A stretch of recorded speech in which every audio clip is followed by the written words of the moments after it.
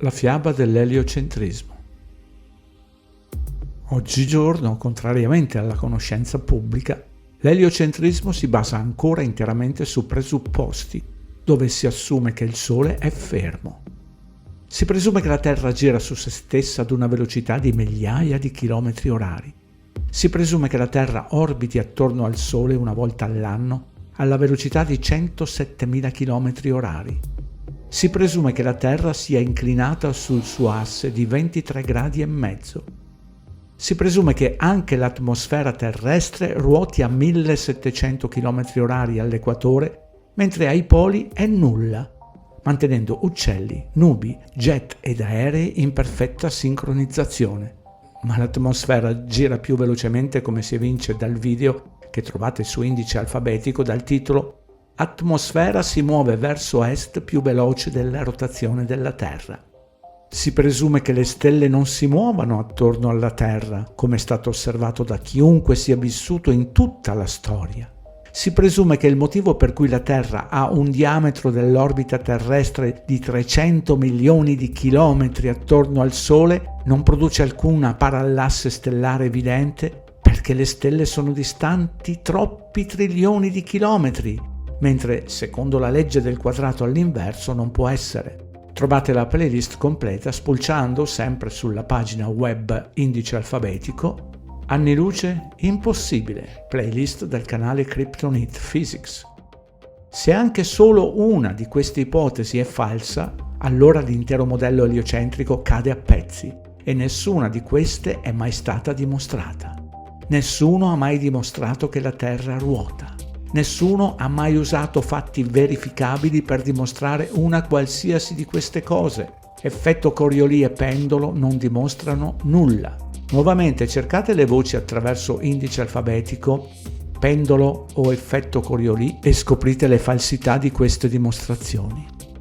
Nella cultura odierna, dal momento in cui i bambini sono abbastanza grandi da assorbire informazioni, vengono inondati di immagini dell'eliocentrismo col sistema solare.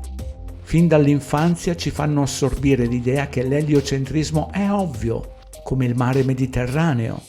Sempre attraverso la pagina web Indice Alfabetico cercate la voce Scuola dell'infanzia, il primo passo verso la programmazione, o meglio indottrinamento.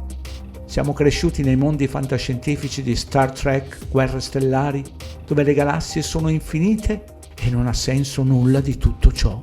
Siamo continuamente influenzati dall'idea che la Terra è solo un altro pianeta tra trilioni di pianeti scagliati senza senso attraverso lo spazio. Una volta adulti, questa idea è stata così profondamente iniettata nel nostro cervello che anche solo accennare che possiamo essere su una Terra immobile viene considerata una follia. La semplice verità che ci trasmettono i nostri sensi viene censurata. Volete approfondire? Cercate Fisica della Kryptonite playlist. A nessuno viene detto che esiste un modello geocentrico che funziona altrettanto bene dal XVI secolo.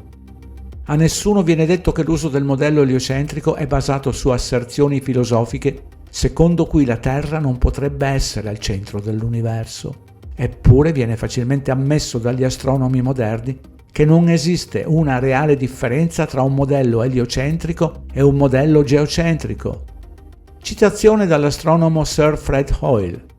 Sappiamo che la differenza tra una teoria eliocentrica e una teoria geocentrica è solo di movimento relativo e che tale differenza non ha alcun significato fisico. Oggi non possiamo dire che la teoria copernicana sia giusta e la teoria tolemaica sbagliata, in alcun senso fisico significativo. Il cosmologo George Ellis afferma: per esempio, posso costruirvi un universo sfericamente simmetrico con la Terra al centro e non potete confutarlo sulla base delle osservazioni. Puoi escluderlo solo per motivi filosofici. Secondo me non c'è assolutamente nulla di sbagliato in questo. Ciò che voglio portare allo scoperto è il fatto che usiamo criteri filosofici nella scelta dei nostri modelli che la cosmologia cerca di nascondere. Tycho Brahe, dello stesso periodo di Copernico, che era un astronomo rinomato e molto rispettato, rifiutò il modello copernicano dell'eliocentrismo e ne avanzò uno geocentrico che divenne ampiamente accettato per la sua accuratezza ed utilità. Il modello geocentrico di Tycho Brahe non è mai stato confutato. Il modello geocentrico viene utilizzato ancora oggi in tutte le scienze applicate. Negli ultimi 2 anni della sua vita, Tycho Brahe formò una partnership con Giovanni Keplero, che era un devoto eliocentrista. Dopo essere stato sospettosamente avvelenato a morte, tutte le opere di Tycho Brahe furono convenientemente trasferite a Keplero, merito della partnership. Si dice che Tycho Brahe abbia addirittura implorato Keplero di non usare il suo lavoro per promuovere l'eliocentrismo. Giovanni Keplero, che nel XVI secolo aveva un attaccamento religioso ad un universo eliocentrico, in una sua citazione considerava persino il Sole come il Dio Padre. È giusto dire che Keplero non ebbe alcun problema nel considerare il lavoro di Tycho Brahe sul geocentrismo tanto da toglierlo dalla memoria e fare in modo che fosse dimenticato. 2 generazioni prima di Isaac Newton, Keplero ha concepito idee sulla gravità scritte insieme a varie folli fantasie. Ha scritto di un gruppo di demoni che vivevano all'ombra della Luna, i quali potevano arrivare sulla Terra durante le eclissi lunari. Credeva anche che sulla Luna vivessero creature aliene. La madre di Keplero, che un tempo era stata accusata di 49 casi di stregoneria, aveva scritto a Keplero che era costantemente in comunicazione con la Luna. Per qualche motivo Keplero era convinto che la Terra girasse e pensava che se avesse potuto mandare delle persone sulla Luna sarebbe stato in grado di vedere la rotazione della Terra in tempo reale. Pensava che i demoni lunari fossero in grado di trasportare le persone nell'aria o che potessero essere sparati da un cannone ad alta potenza per poi essere risucchiati dalla gravità lunare. In breve, Keplero era un vero e proprio pazzo attaccato religiosamente all'eliocentrismo. Da qui deriva anche la nostra moderna idea di gravitazione universale. In seguito Galileo condivise una fede devota nell'eliocentrismo di cui scrisse in privato con Keplero. Galileo si convinse presto nella sua vita che la teoria di Copernico fosse verità, ma non promosse apertamente le sue convinzioni se non più tardi. Credette nel modello copernicano e si convinse che la Terra si muoveva pur senza alcuna prova. Queste persone avevano attaccamenti religiosi nel pensare che la Terra si muoveva attorno al Sole. Niente di tutto ciò era basato su delle prove. Passiamo ad Isaac Newton. L'impatto dell'ipotesi gravitazionale di Newton accelerò notevolmente la discesa della scienza teorica nella metafisica e nella mitologia. Nella sua opera del 1687, Principi matematici della filosofia naturale, Newton affermò semplicemente che esiste una legge di gravitazione che si applica ovunque nell'universo, nonostante il fatto che Newton non sapeva praticamente nulla dei movimenti celesti al di fuori del nostro cosiddetto sistema solare. Nel libro Sir Isaac Newton e l'astronomia moderna, Neville Martin Gwynne scrive: «Fin dall'infanzia tu ed io siamo stati ingannati nell'accettare un castello di carte cosmologico per il quale non esiste un briciolo di prova solida di buon senso. L'intero kit e la cavolata post-copernicana è una struttura traballante di assunti basati su estrapolazioni ricavate da teorie, costruite su postulati instillati da osservazioni suscettibili di interpretazioni alternative. Non è scientifico, non è nemmeno sensato, e tuttavia quasi tutta l'astronomia moderna e le scienze ad essa collegate si basano su questo presupposto. Crediamo che la Terra si muova perché ci sono stati oltre 400 anni di sofisticato indottrinamento satanico, sempre più motivato proveniente dall'establishment scientifico che ci dice che la Terra si muove. Nessuno ha mai visto o sentito la Terra muoversi a qualsiasi velocità. Nessuno ha mai visto il Sole se non sorgere, andare da est verso ovest attraverso il cielo e tramontare. Nessuno ha mai visto la Luna andare verso est come dovrebbe fare nel sistema di Copernico. Sorge sempre ad est come il Sole va verso occidente e tramonta ad ovest. Noi crediamo il contrario, perché ci hanno insegnato il contrario, proprio come le persone nel corso della storia hanno creduto a tutti i tipi di inganni e li hanno chiamati verità. La saggezza di questo mondo è follia.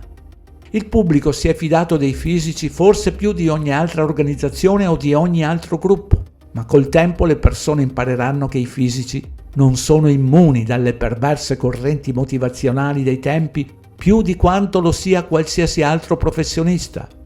Gli scienziati hanno un enorme interesse nel proteggere le loro teorie e la pigra e servile adesione di molti fisici serve ad ingannare il pomposo dogma convenzionale che li rende leader nella tendenza al ribasso della civiltà. Per 72 anni l'umanità è stata intimidita dalla incomparabile sfacciata pseudoscienza. Einstein stesso è stato uno degli autori che l'hanno difesa usando la matematica che, sebbene valida di per sé, non è applicata in relazione ai fatti obiettivi che vengono analizzati logicamente nel mondo reale. Per approfondire cercate Einstein e le equazioni di trasformazione, che apre il video dal titolo "Ecco come ha fatto Einstein a mettere in moto la Terra", pubblicato anche sul libro Il risveglio. Tipi reconditi di matematica superiore sono stati falsamente usati per creare un fantasioso linguaggio esoterico in base al quale gli iniziati dell'elite si sono distinti dal mondo ed hanno etichettato tutti gli altri come ciarlatani. La censura ha il controllo totale di tutte le aree del sapere, vale a dire tutte le scienze naturali, tutte le scienze sociali, tutte le arti e gli studi umanistici. Tutto ciò di cui l'uomo ha conoscenza è stato rovesciato per contraddire i fatti reali ed oggettivi che vengono analizzati logicamente nel mondo reale. I fatti reali, la logica vera del mondo reale, non corrispondono ai fatti contraffatti, né tantomeno alla logica contraffatta progettata per promuovere esplosioni di materia senza senso, accidentali e senza scopo come il Big Bang, né tantomeno come l'evoluzione. Su indice alfabetico trovate evoluzione e Big Bang, oppure ancora credi alla teoria del Big Bang? È una teoria! Se usiamo il nostro cervello per un minuto, sappiamo che 1 milione di tipi di occhi e cervello e sistemi riproduttivi e tutti gli alimenti e radici e fiori eccetera eccetera non potrebbero mai formarsi da un'esplosione di materia. Lo sappiamo. E quando usiamo il cervello per un minuto sappiamo che la Terra non può viaggiare nello spazio ad una velocità 30 volte superiore a quella di un proiettile di fucile. Lo sappiamo. Quando usiamo il cervello per un minuto sappiamo che l'umanità è stata ingannata dalla falsa scienza usando una matematica folle. Tutto questo per negare la naturale vita fatta di amore e di intelligenza naturale, che non si impara con lo studio. È quell'intelligenza naturale che ci permette di essere in grado di disimparare ciò che è falso sostituendolo con la saggezza naturale. Dal libro Il secolare nuovo ordine del male. È indispensabile restare connessi spiritualmente con la natura per comprendere la reale spiritualità di quanto e di come è indispensabile vivere sulla terra, per comprendere lo scopo della vita, che non è la paura. La paura è lo strumento che sta dilagando ogni anno che passa. Paura diffusa dai media, dai social e da tutti gli strumenti elettronici che ci piegano per essere aspirati nel mondo virtuale, ormai ignari e incapaci di vivere la realtà della natura e degli esseri umani che sono vicini a noi. Grazie di aver guardato.